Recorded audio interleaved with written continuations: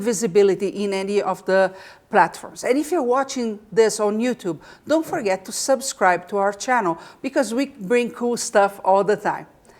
Okay, so those are my announcements, and I want to introduce you today to Kienitz. Hi, how you doing? Good. Thank yes, you, Grace. I know you were an amazing jewelry designer, right? But tell me a little bit about Nick and why did you decide to go on this journey? I think the main reason I decided to go on this journey was actually my mother. She was a jewelry artist when I was younger. And we had a store that we would always fill with new stuff, and jewelry making was just one of the things that I would always end up helping her with. So I always have had an interest in it. I've always enjoyed doing it. The process is quite relaxing for me. Yeah. So that's really one of the big reasons that I got started into Now, this. I know you were born in Germany, right? Correct. At what age did you move? I moved here when I was about 4, so I didn't stay over there very long. And she had the store here in the U.S.? Yes. Okay, awesome. Now, before we go on, I want people just to take a look at some of your pieces, and we are going to be talking about them in detail. So how long ago did you start making jewelry? I was 15 when I first started making my very first pieces, just simple wire jewelry, nothing too major, but 15 is when I started. And what was the medium that you started with for the jewelry making? It was just wire jewelry, but just like the beaded wire bracelets and necklaces and the more simple stuff, entry-level jewelry making stuff, and then it progressed to wire wrapping and metalsmithing. So the metalsmithing, how long ago did you start that? I have been metalsmithing for about 2 years now. And you went and started, took a course, or how was the process? I had actually found a class here in Salt Lake, and I just started taking that, and I have been taking it every week since then. I just love it so much. It's really a good tool for me to learn, and it's been a really big inspiration to keep me motivated and keep pushing me forward. Which metals do you like to work with the most? I really like silver and I really like brass. I know a lot of metalsmithers don't enjoy brass, but I really love it. Well, why they don't like it? There's just a little more, the heat requirement for it is a little higher, so you gotta like focus your heat on the brass a little more. It just takes a little more time to work with, but other than that, there's not a lot of differences. That's cool. What about the wire wrapping? The wire wrapping is something that I just kind of picked up on myself. I had always seen people doing it, and I just kept looking at it. It's like, I know I can make these pieces if I just sit down and apply myself. So one day I just picked up some wire, and I started weaving and figured it out and got my first stone wrapped, and it's been a love ever since then. And you also mix that with the silversmithing, right? Yes. Okay. It's not something I commonly see, but it is something that I definitely gravitated toward right as I started taking metalsmithing. I knew I wanted to be able to combine these two elements together. Because it's two things that you like to make, right? Exactly. Show me one of the pieces where you have mixed the silversmithing with the wire. This is just a simple piece, and I actually think you guys have photos of this one, but this is a piece that combines the metalsmithing and wire wrapping with reticulation. So you get a lot of cool textures, you get a lot of cool designs, and you can shape the wire so you can really create a lot of different things. That's very cool. That is very cool. And remember, guys, this is a live podcast for the reason that we love your interaction. So if you feel like asking a question to Nick, use either the comment box or the chat box near the video. That is the best place to do that. So what kind of pieces do you like to create the most? I love big statement pieces. I've always loved big gaudy jewelry, and those are definitely my favorite kinds of things to make. Anything bold that has a meaning behind it or is just a good artistic standing piece on its own, those are definitely my So of course you sell your jewelry as well. I'm all for a statement. I don't wear tiny little things. Yeah, dainty is not for me. Yeah, it's not for me either. But are they good sellers? Because when you look around, a lot of people just like a minor detail, right, as a jewelry Yeah, piece. I've actually had a lot of luck selling my statement pieces, and one of the comments that I get quite frequently is, oh, you're the person that sells the big jewelry. I've been looking for big gaudy pieces, and I'm like, oh, perfect, here I am for you. That's very cool, that's very cool. Now, show that picture. Squids are one of my favorites, and tell me a little bit about the process for this piece. This one was actually pretty fun. So Tell me. the pieces are It comes in 3 pieces, the Okay. dome shape on the top, and then there's a flat backing with all the wire wrap tentacles in it. So this is actually a combination piece, along with the other one that I showed you, of wire wrapping with your metal smithing. That's nice, So I just shaped the dome, soldered all the tentacles to the back plate, and then soldered the domed headpiece on top of that. So it was actually a pretty easy process, but I it's really, stunning. it's a and beautiful it's copper, piece. right? The metal there? It is actually copper and brass. Copper and brass. That's phenomenal. Thank you. Very cool. Thank you. Let's go through the bugs first, right? Okay. So since we started with the squid, what about this one? Or yeah, I love to make bugs. me too. They are some of my favorite things to do. I've always just enjoyed the look of bugs, so I've always wanted to try and incorporate that into my work. To make this guy, I actually buy the little brass bug stamp. It's a hollow back stamp, so you have to solder that onto a back plate to get it to be a complete solid piece, and so you can add the brooch pin. So you get this base and then you stamp it? Is that what you said? It's already pre-stamped. It's done on Okay. a hydraulic press, which is not something I own currently, so I just find them online. And the stone? The stone was citrine. Citrine. You don't do rock hounding at all, do you? I do actually a little me bit. too. Some of these stones I have cut myself. Most of them, though, I just buy from That's cool. gym fairs and That's cool. such. I have some pieces that I made that is started exactly like I went rock hounding. I actually have one that is I forgot the name of the stone. It's a black stone. I love it. And I went and I rock hounded, and then I cut it, and then I did the. We live in a great place for yeah, rock we do. hounding, We do. honestly. It's awesome for that. Okay, more bugs. More bugs. This was actually one that I made a while ago and sold, but I loved this piece. It was supposed to be a lightning bug. So his body is actually honey chalcedony, so it's like a bright yellow stone with a moonstone head. And then I got those wings on there after stamping them and then just soldering them down and folding them over the stone. So it was kind of a process, but I think it was definitely worth it. Oh, yes. And Jeannie is asking, where do you find the most inspiration from? A lot of my inspiration definitely comes from nature. Being raised in the Utah mountains, I was surrounded by it my whole life, so I definitely pull most of my inspiration from that. So when you're not creating jewelry, you're getting inspired to create jewelry. Pretty much. Going out there. Yeah. What do you like to do around here? What are your hobbies? My hobbies now are just jewelry making. Like Taking it's classes not only and making full-time, it's jewelry. all the time. Yep. I mean, I Okay. definitely like to go rock hounding. I definitely like to just go hike through nature. We've got a lot of beautiful places here, so Yes, I that's definitely true. enjoy being outdoors. Whenever it's not too cold. Exactly. Marcine is saying, I love your bugs. Thank you. Thank Do you we have so more much. bugs here? I do have one. The beetle. So this is another brass stamping that I've just soldered onto the sheet silver and then added reticulation. And this is actually the project that I'll be building in the class. for Oh, you really? guys. Yes. Nice. We're excited about that. Very cool. Now, I know you like to play with other mediums, and I personally love the girls over there. Thank you. Can we give a close-up on those? I think they can get that for us. Perfect. But tell me a little bit about the process of those. The process, I just had to, the faces are a button that I found at the sewing store, and I just thought they were really neat, and I wanted to incorporate them into something.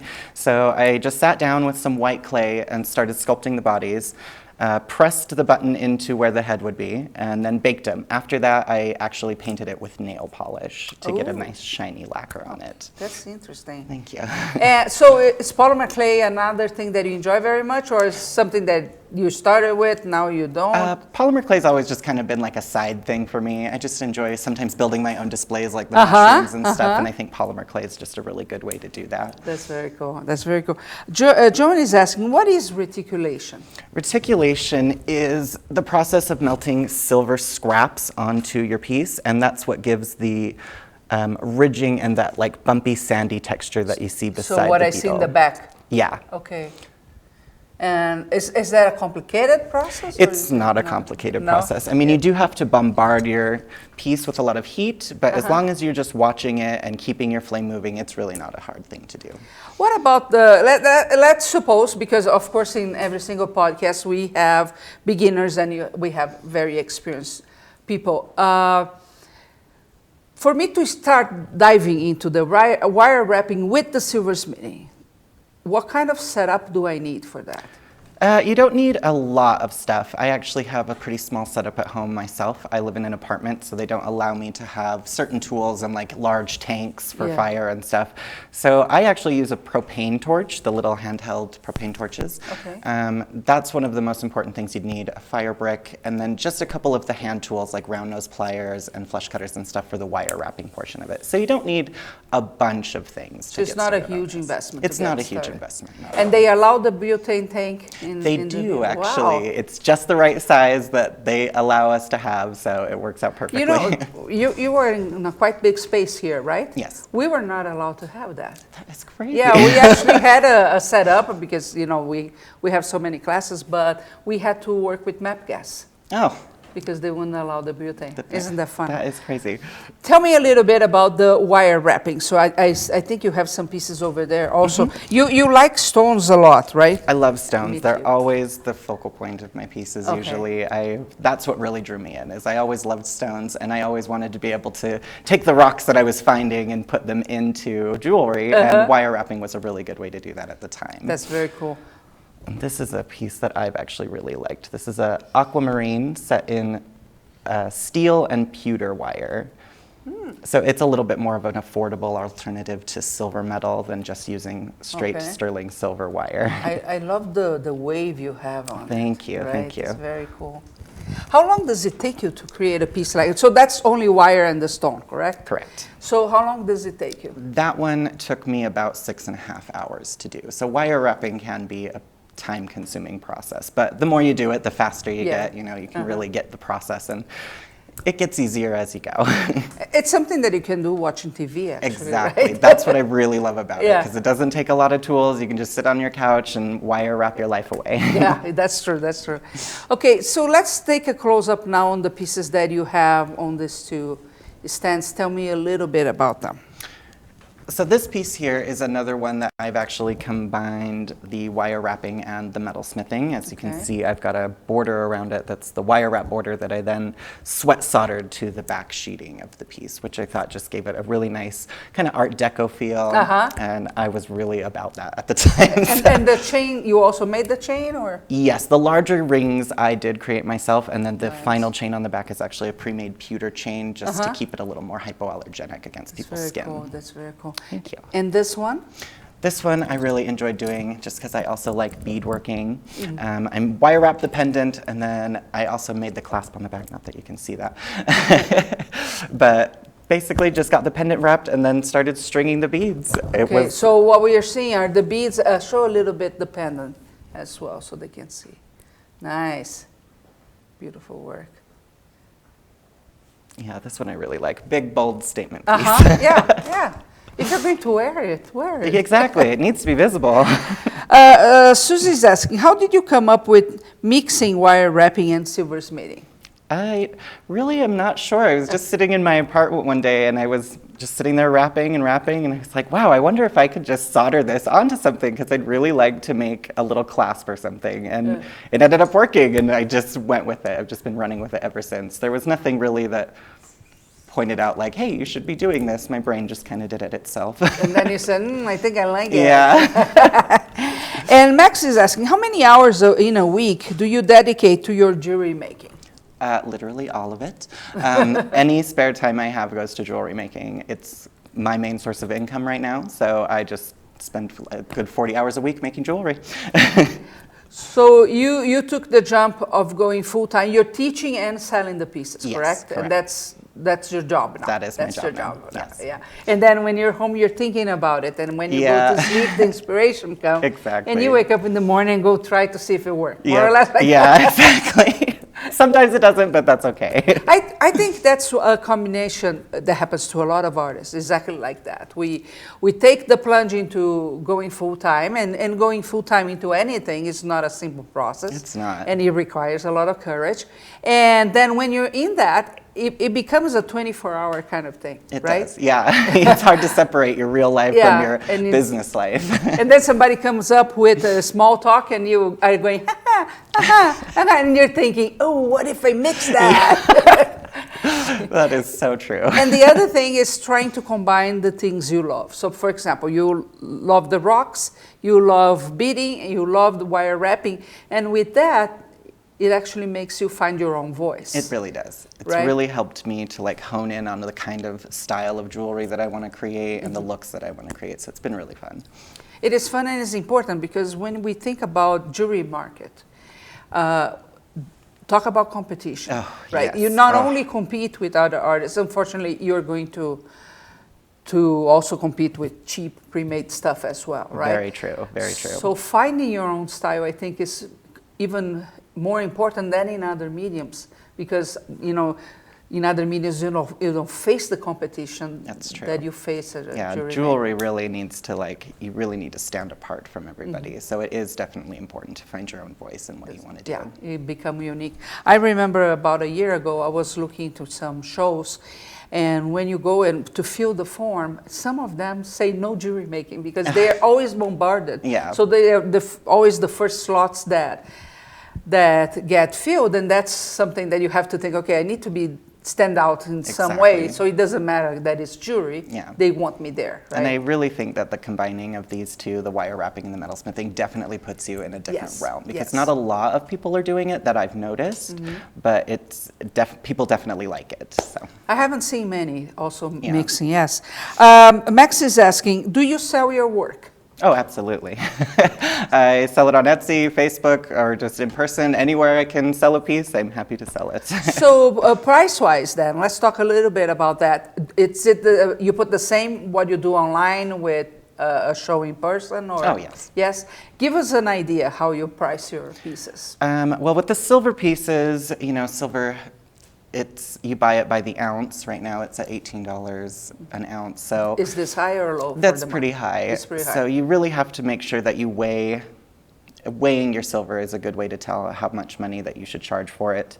If you've got a piece that's 3 ounces, you definitely want to make sure that you're getting your money back worth of your silver. So just keep that in mind. Brass and copper is a little easier to price because it's a lot cheaper, so you can keep pricing down a lot by using those metals. But silver, it's a learning curve with silver. So the costs really need to be thought about, right? And then do you have a percentage that you put on top? Do you calculate by time? Each artist is different. They are. How do you work? For wire wrapping, I usually have an hourly rate, about $20 an hour for my work on a wire wrapped piece. But that's really the only formula I have so far as for pricing pieces. Again, with the silver pieces, I just weigh them and calculate double the price of the stone usually, and then the weight of the silver. Okay. Yeah, that's always tricky, isn't it? The price is always a complicated subject. I think that's like the common question for artists is, what do I price this at? What do I price this at? Well, I have a rule. I don't know if you want to know about it, but I'll tell you anyway. I'd love to hear. When I'm pricing anything, okay, from a digital product to a piece that I made, I really think about what's the perception of value in this piece. So for example, I love bugs, okay? So the perception of value for me when you have a piece with a bug will be higher just because I like the theme, of course, right? Yeah. But then I look, is it intricate or not? And on an ideal situation, I would charge this much. So it's not based on time, or of course I need to know the costs, but it's not based on time at all. I think it's quite complicated to base yourself on time, because what you see, especially in the art world, is that many people comparing what they are doing to whatever piece in crafts it may be selling out there, or the judgment of people don't have money to pay this much for this, right? And we judge our audience, which is a terrible habit.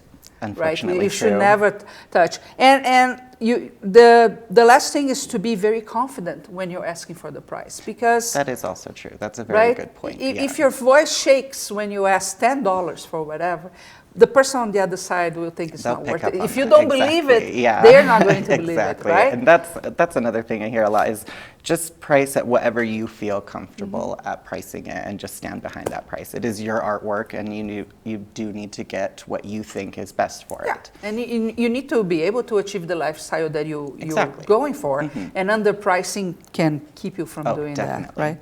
that, right? Joanne has asked, how was it to take the leap of faith to become a full-time artist? Tell me about that process first, and then answer her question. For me, it was, in the beginning, it was a bit scary, but after a couple weeks into it, I started to get really pumped. I was really excited, and I think a lot of that just comes from me getting out of the retail environment and starting to work for myself, which is something I had always really wanted to do. I, have a hard time answering to managers and things. I just want to do what I want to do, and so after the first couple weeks, it really got easier and easier. I just got more and more confident, and once people started buying my stuff, you definitely build confidence once you're selling pieces. So it's just been a gradual uphill for me, but like in a good way. Well, but you always have the thing that you have to pay bills and you have to pay your rent, your mortgage. Yeah. I gotta live. You gotta live, right? So you leave the job environment and you transition to, did you have a cushion there, savings, or you said, you know what, I'm gonna do it? I didn't have a savings saved up, but I was fortunate enough that I have a wonderful family who has been helping me a lot with my living situation. I live with my brother right now. Me and him split an apartment, so that helps keep my cost of living low. Okay. And that has been a really big help in this journey. No, right, and that's what we need to find, Yeah. people that support what we do. Because in any business, you don't succeed overnight. That's true. For you to have an idea, when we started Curious Mondo, for example, the very first year, we had maybe 4 or 5 people working here with us. All of us didn't get paid for a very long time.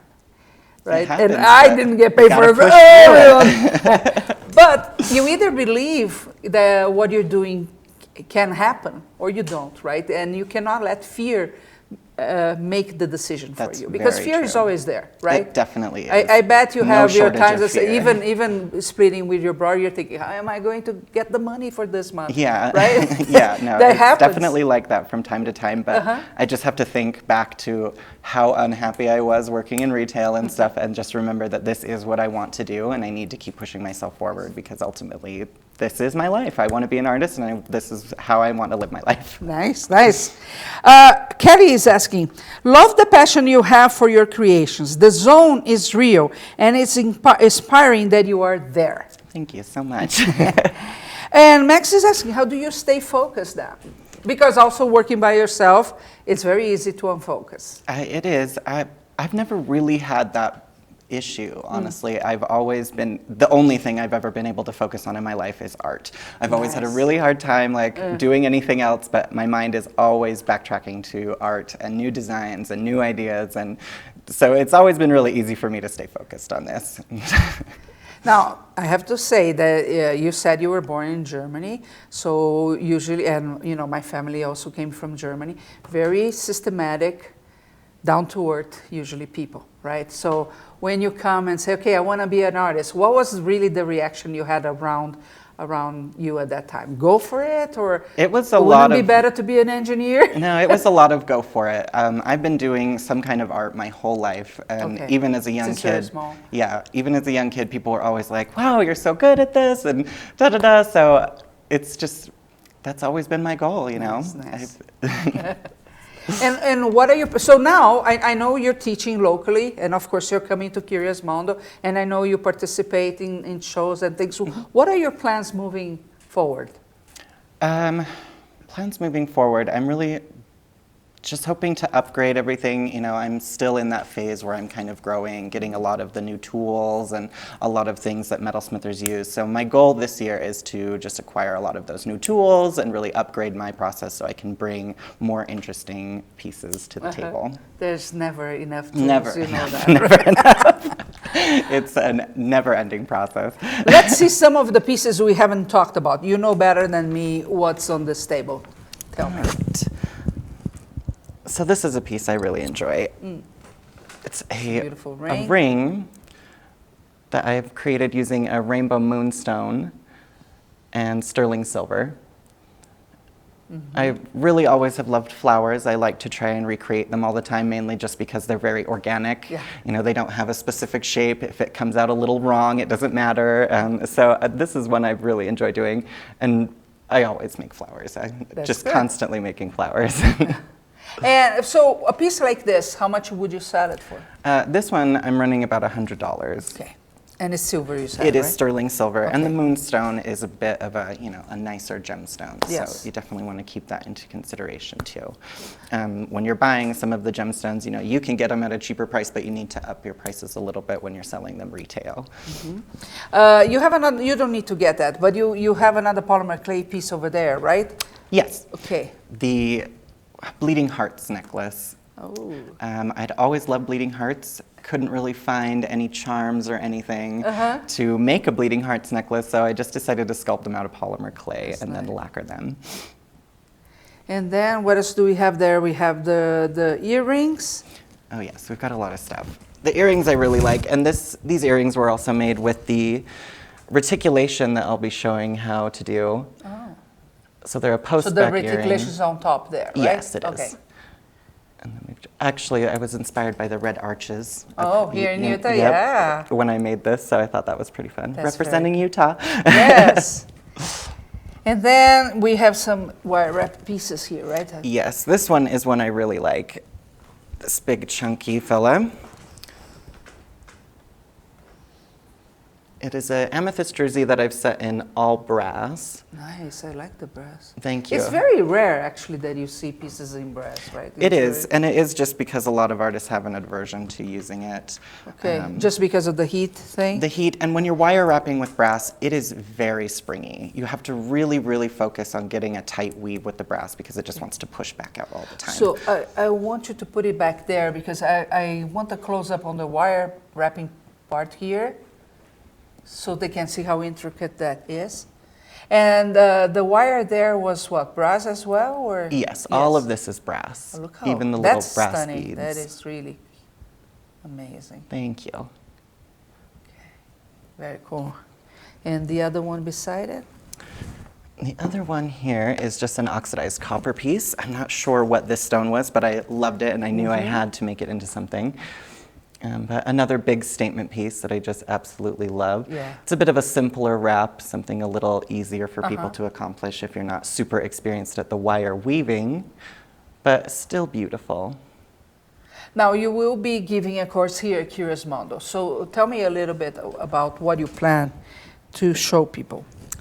So I'm definitely going to be going over some simple soldering techniques and how to prep the wire pieces to have them solder really well. Sometimes when you're wire weaving, the pieces tend to stay a little puffy, so you kind of want to work around that to make sure that your solder is going to grab everything nicely. And the reticulation that I'll be showing you actually really helps with that. Nice, Yes. nice. That's very cool. Julie's saying, I love how intricate your work is. Thank you. Thank you so much. Now, Nick, tell me, for people that are thinking about going to silversmithing, metalsmithing, what's the best piece of advice you can give to them?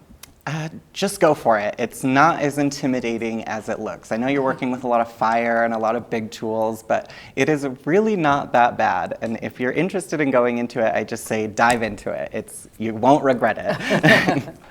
At least we are going to have a lot of jewelry for yourself. Exactly. Which is also good. That's very cool. That's very cool.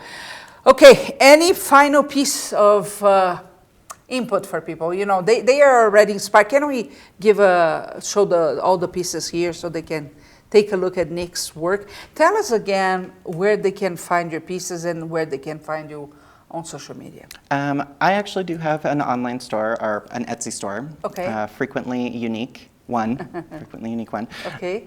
That's mainly where I sell a lot of my pieces right now, just online, on Facebook. I sell a lot of it from my Facebook page, so you can always go there if you're interested in anything.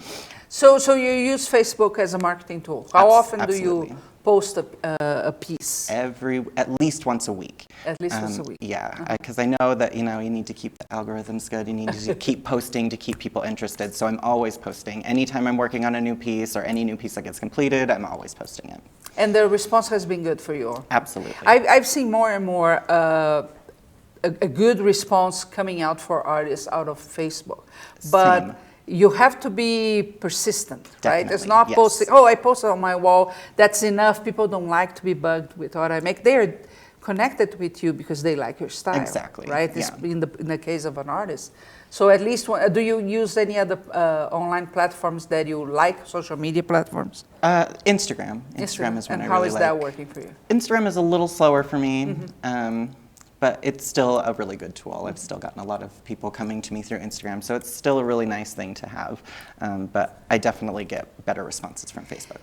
And the marketing piece, is it something that you're just learning as you go, or you had some help on that, or some courses, or? It's really just something I'm kind of learning as I go. I'm just trial and error with that. Okay, good. Well, that's the way, because if you don't try, nothing happens. Exactly.